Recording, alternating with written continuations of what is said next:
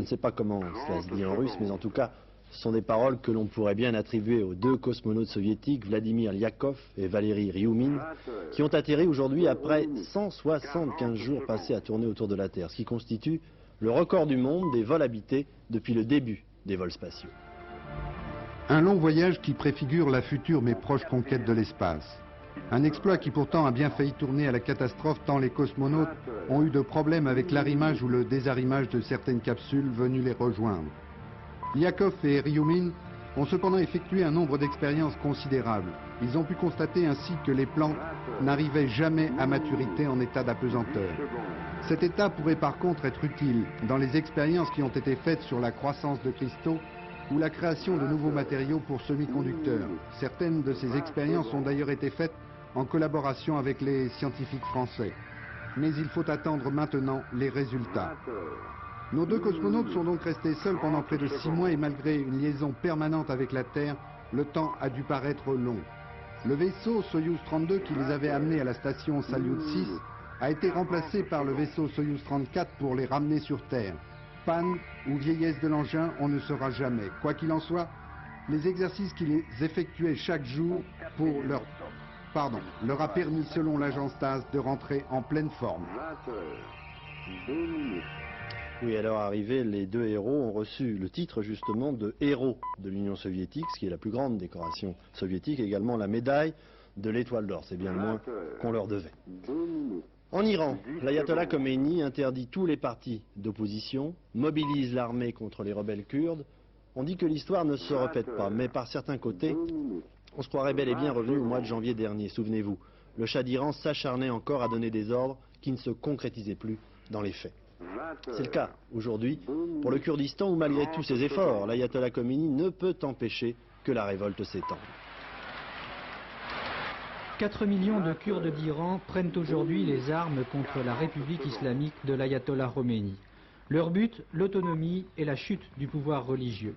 Mais aujourd'hui, ils veulent surtout venger leurs 11 camarades exécutés ce matin par les gardiens de la Révolution après les émeutes de Paveh et empêcher l'armée iranienne de contrôler leur région. À l'interdiction du Parti démocratique kurde par l'ayatollah Khomeini, les Peshmerga, les combattants kurdes, ont répondu en occupant militairement la ville de Sanandaj, le chef-lieu de leur province. Pour leur empêcher toute retraite en Irak ou en Turquie, l'ayatollah Khomeini a ordonné la fermeture des frontières de l'Iran. Mais dans leurs montagnes, les Peshmerga sont comme des poissons dans l'eau et peuvent mener la guérilla pendant des années contre l'armée iranienne et les gardiens de la révolution. Aujourd'hui, les Kurdes ont retrouvé leurs vieux réflexes, retourner dans leurs montagnes où ils ont caché leurs armes et reprendre cette guerre de résistance qu'ils mènent depuis 30 ans contre les pouvoirs en place en Irak, en Iran ou en Turquie. En engageant contre les Peshmerga toute l'armée iranienne et les gardiens de la révolution, en refusant l'autonomie aux Kurdes, en interdisant leur parti, l'ayatollah Khomeini se met à dos toutes les minorités d'Iran. Les Baloutches, les Turkmènes, les Arabes du Khouzistan, qui eux aussi demandent l'autonomie. Le problème kurde a fait tomber dans l'histoire une bonne dizaine de gouvernements. En lançant toutes ses forces dans la bataille contre les Peshmerga, le régime islamique de l'ayatollah Khomeini pourrait bien, lui aussi, s'y casser les dents.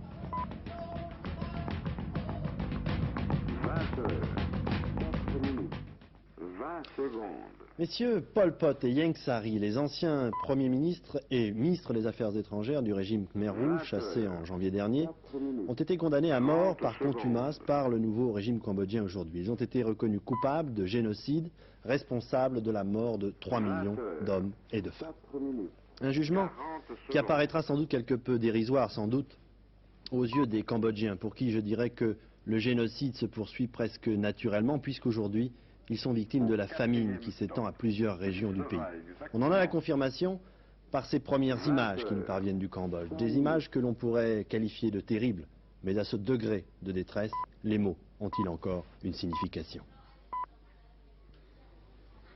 Ils ont ce même visage que les réfugiés du Biafra, les détenus des camps, les affamés du Sahel ou les rescapés d'une catastrophe en Inde. Mais ici, nous sommes dans un hôpital de Phnom Penh, la capitale du Cambodge, rongé par la famine et les épidémies. La famine parce qu'en raison de la guerre, les récoltes n'ont pu être faites. Les épidémies parce que dans le Cambodge occupé, il n'y a pratiquement plus de médecins. Dans cet hôpital, 3 médecins et 4 étudiants soignent plus de 700 malades sous-alimentés.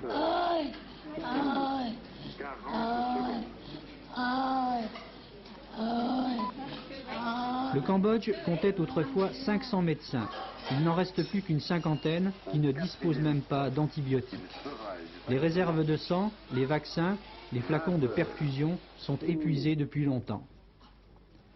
La Croix-Rouge internationale et les Nations Unies ont envoyé à ces enfants 7 tonnes de médicaments, car jusque-là, aucune aide ne pouvait leur parvenir. Une révolution manquée, une invasion étrangère, celle du Vietnam, un voisin, la Thaïlande, qui refoule les réfugiés, des maquis Khmer rouges toujours tenaces, ont fait du Cambodge le pays de la faim.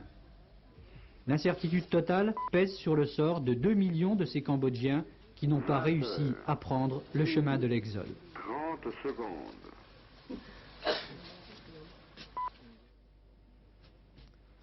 Sauf le respect que l'on doit à un président des États-Unis, on pourrait dire que Jimmy Carter fait n'importe quoi pour remonter la pente. Sa dernière idée, descendre le Mississippi sur un bateau à roues pour convaincre ses compatriotes de lui faire à nouveau confiance. Il faut dire que chaque jour qui passe amène une mauvaise nouvelle de plus pour le président américain. Aujourd'hui, par exemple, il est question d'une annulation du sommet Sadat-Begin qui devait se tenir au début septembre à Haïfa, en Israël. La réunion pourrait avoir lieu à Washington en présence du président Carter. Et puis il y a bien sûr les conséquences de l'affaire Young. Non seulement la démission de l'ambassadeur mécontente à l'extérieur les Palestiniens et les dirigeants arabes modérés, mais à l'intérieur, elle ne satisfait ni la minorité noire, dont M. Young était le représentant au gouvernement, ni les juifs américains qui n'ont plus confiance dans le président. De plus, cette décision risque de monter l'une contre l'autre les deux communautés, comme l'a constaté notre correspondant aux États-Unis, Jacques Séqui.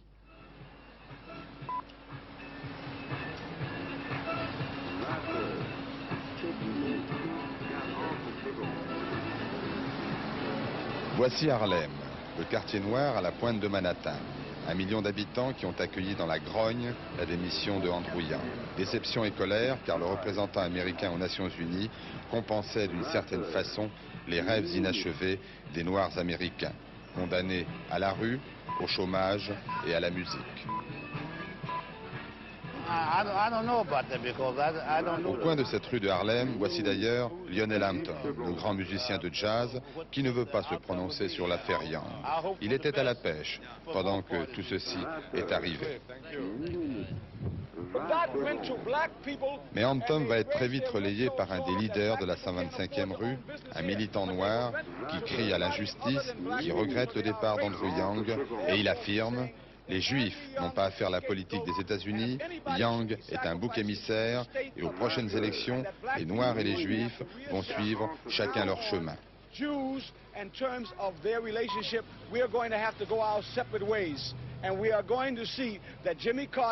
Et nous les Noirs, nous voterons pour Kennedy ou pour l'actuel vice-président Mondale, mais surtout pas pour Jimmy Carter.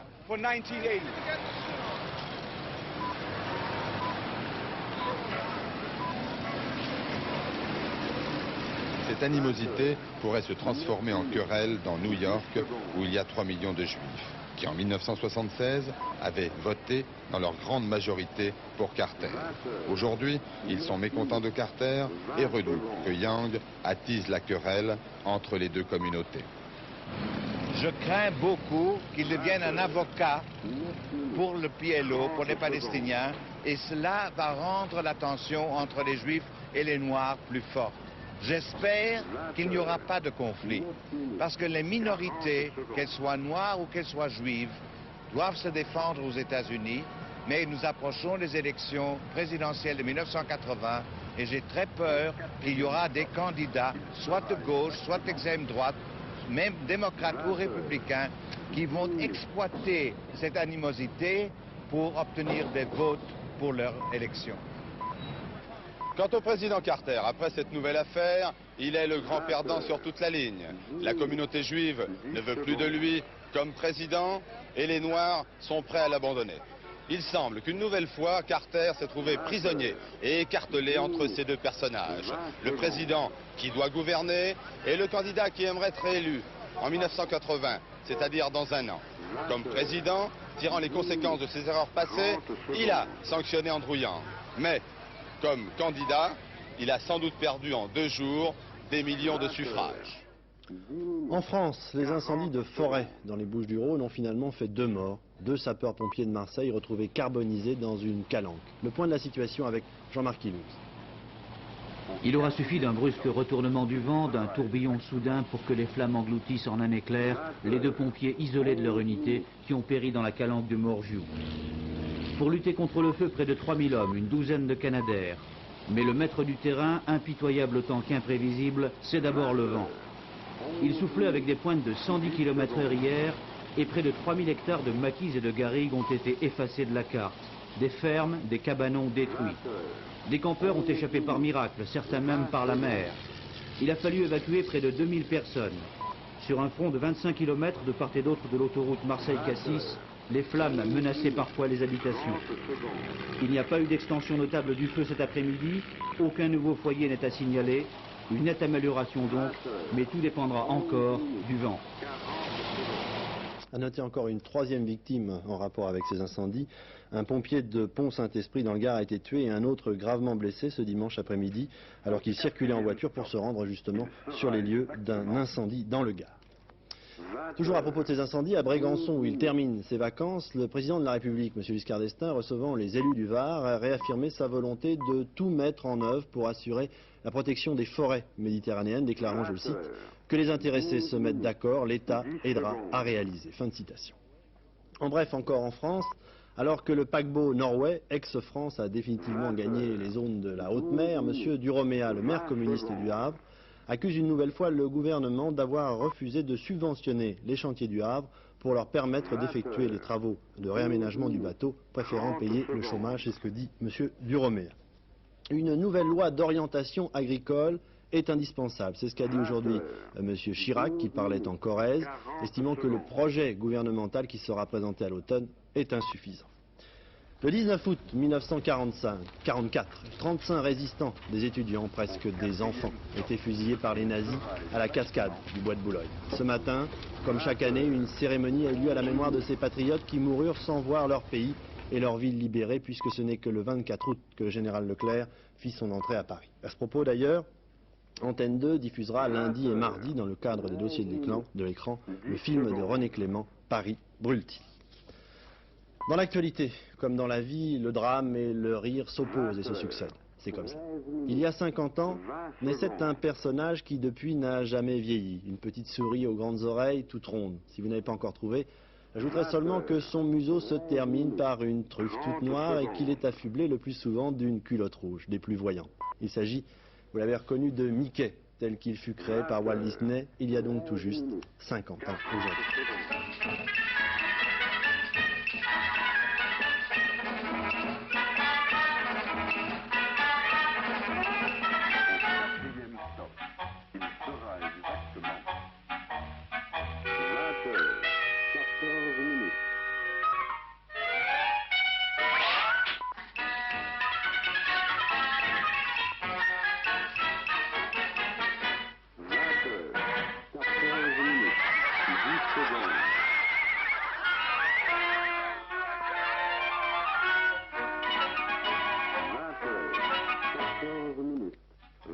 Ferme les yeux, il y a une surprise.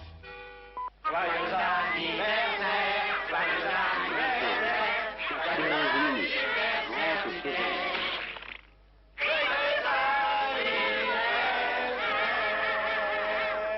J'espère que ça ne donnera pas d'idée à vos enfants. Moi, je suis pas très tranquille. Le succès de Mickey et de tous les autres personnages qui l'entourent est tel qu'il constitue un monde à part, un monde de rêve que Walt Disney a reconstitué grandeur nature en Californie et en Floride, à Disney World, que Denis Boer, qui pendant cet été a parcouru les États-Unis pour les téléspectateurs d'Antenne 2, a découvert, vous allez le voir, en compagnie de Valérie, une petite Française de 10 ans. Une star à rendre jalouse des actrices comme Garbeau ou Bardot, une vedette dont le nom se trouve dans l'Encyclopédia Britannica, près de celui d'Albert Einstein. Enfin, une vedette que viennent visiter tous les ans 14 millions de touristes. Son nom, Mickey. Sa résidence officielle, un parc de 11 000 hectares, situé au cœur de la Floride. Cet été, Valérie y passait ses vacances. Qu'est-ce que ça évoque pour toi? à ton passé. Quoi, le western? Ouais. Quels sont les personnages de Walt Disney que tu préfères? Mickey, Donald, la belle et le clochard, Blanche-Neige et Dumbo.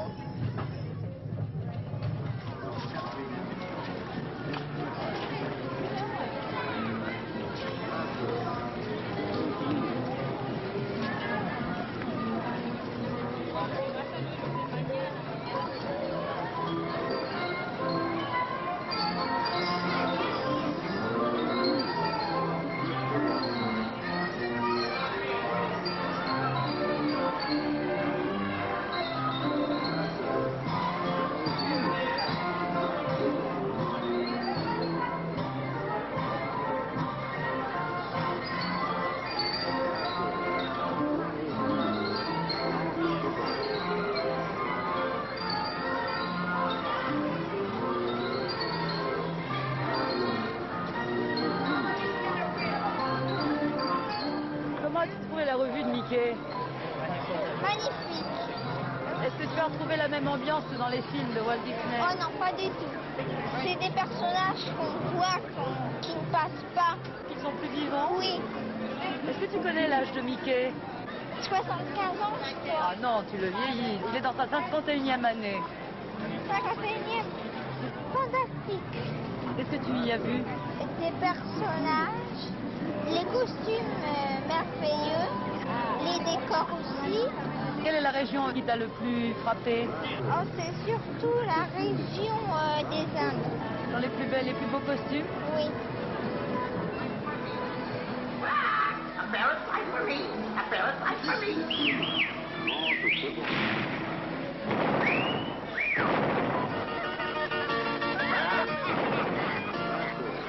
Tu as aimé? Il y avait le bateau qui était joli. Find yourself falling into the stream real well. Bye-bye, Groot. I said bye, Groot!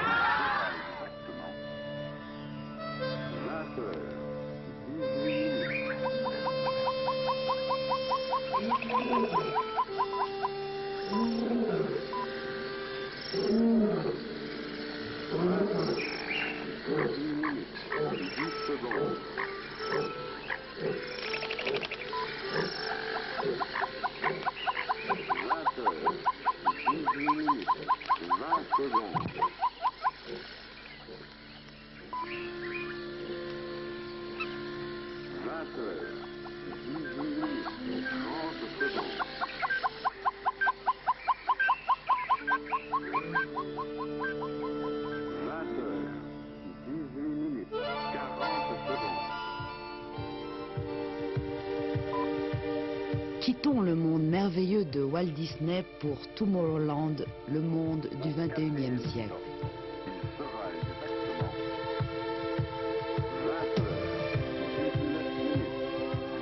Dis-moi, Valérie, de tout ce que tu as vu, qu'est-ce qui t'a plu le plus à Disney World?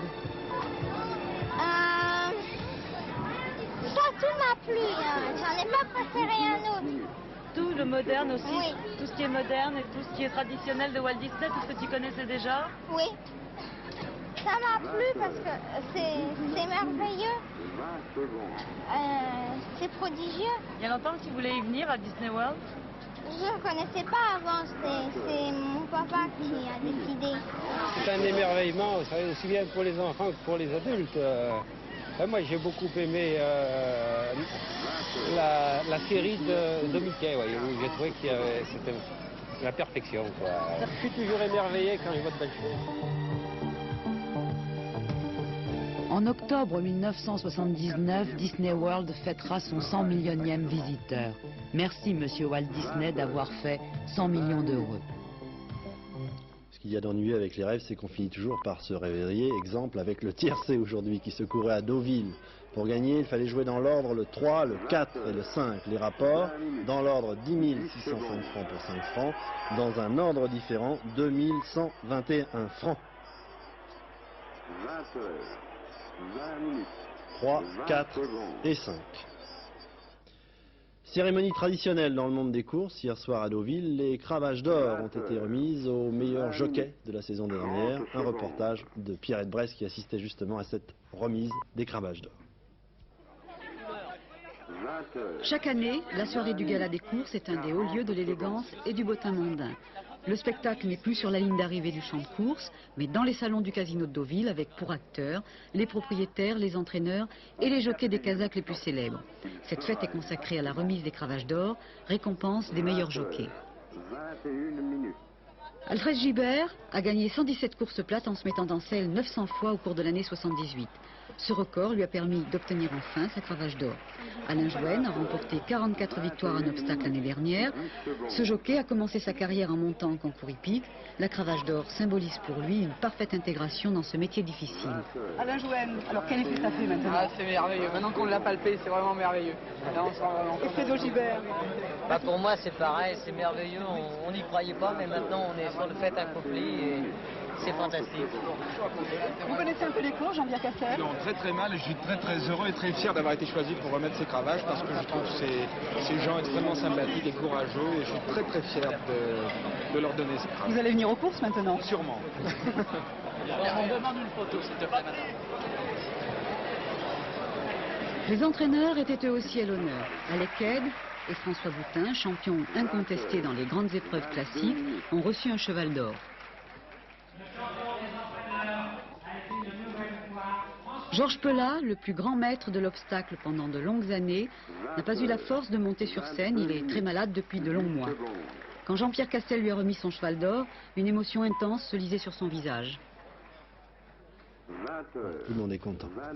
Parti il y a 5 semaines de Dunkerque, le Tour de France à la voile vient de se terminer à Menton où les 25 voiliers sont arrivés à bon port. Tiercé dans l'ordre, on n'en sort pas. Premier Dunkerque, deuxième Brest, troisième Marseille. Avant de poser définitivement sac à terre, notre navigateur maison Henri Gallet vous présente son dernier reportage.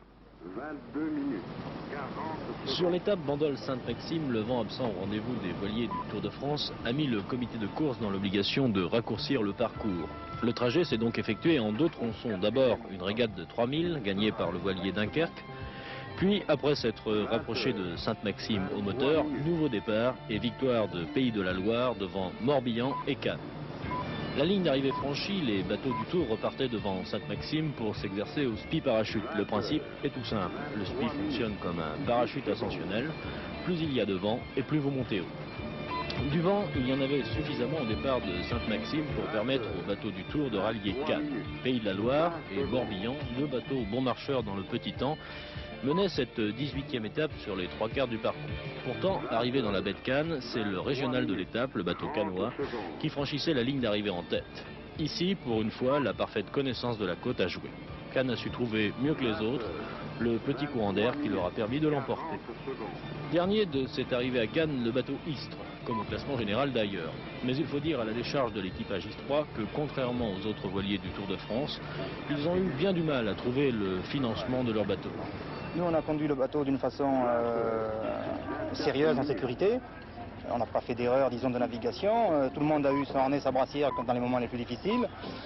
On est arrivé dernier parce qu'on a pris des options des fois larges, quoi, parce que, bon, la fois, les équipiers n'étaient pas toujours capables d'assurer une navigation sur la carte continue.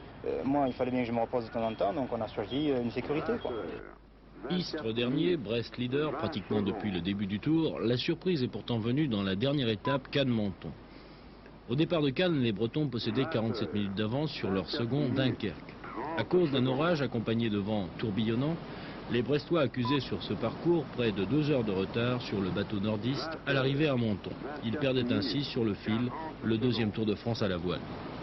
Quand on est en Méditerranée, il faut surtout observer le plan d'eau. Et puis il suffit de pas grand-chose pour pas passer à côté d'un grain. Enfin, nous, comme hier, on a toujours observé les risées et puis on se baladait sous les nuages et ça a marché, ça a payé. Et les 3 ou 4 bateaux de tête, c'est comme ça qu'ils ont marché.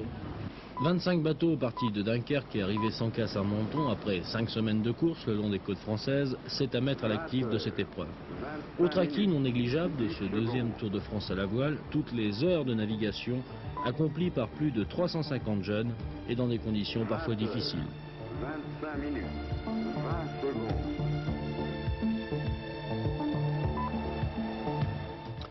Demain, dans Question de temps, le magazine de Jean-Pierre Elkabbach et Louis Berriot, nous retrouverons d'ailleurs Henri Gallet qui a réalisé un film au large de l'île Maurice sur les lieux mêmes où fut découverte l'épave du bateau de Paul et Virginie. Demain, Question de temps sur Antenne 2, dans lequel vous pourrez également suivre un hommage à Alain Colas. En bref, je vous rappellerai simplement une nouvelle de sport en escrime à Melbourne. Au championnat du monde, une médaille d'argent pour le Français Pascal Joliot au fleuret. Une surprise suivie d'une déception, la 5e place de Didier Flamand, champion du monde l'année dernière. La météo, demain, les vents de nord à nord-ouest, faibles à modérés dans l'intérieur, seront ou deviendront assez forts à la fois près de la Manche ainsi que sur le Languedoc et la Provence. Les températures resteront relativement basses, échelonnant entre 17 et 18 degrés dans le nord et 23 à 24 degrés dans le midi. Le ciel sera souvent très nuageux avec des passages pluvieux qui n'épargneront que les régions méditerranéennes.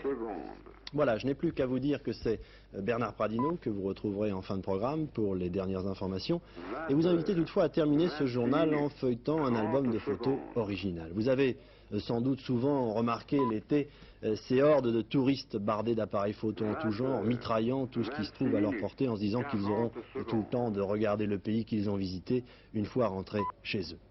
Et bien comme dans l'histoire de l'arroseur arrosé, notre photographe Éric Pelletier s'est amusé, lui, à photographier les photographes. Il sera exactement 20h27 minutes.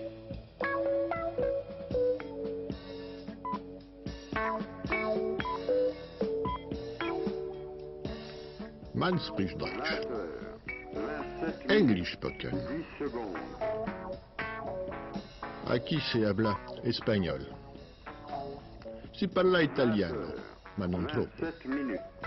En japonais, cela se dit le plus souvent parfum hors taxe. 20h27 minutes. Mais oui, Herren und Damen, ladies and gentlemen, Paris au mois d'août appartient à qui veut bien le prendre en photo. D'ailleurs, tout le monde vous le dit. La main sur le Sacré-Cœur. Bienvenida, benvenute. Willkommen, welcome, welcome, welcome, welcome, welcome. 20h28 minutes. Bienvenue donc. D'ailleurs, Tour Eiffel is money. Le reste n'est qu'histoire sans parole. 28 minutes.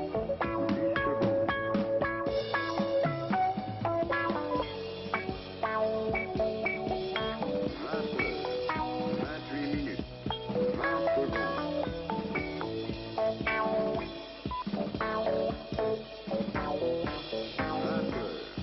28 minutes.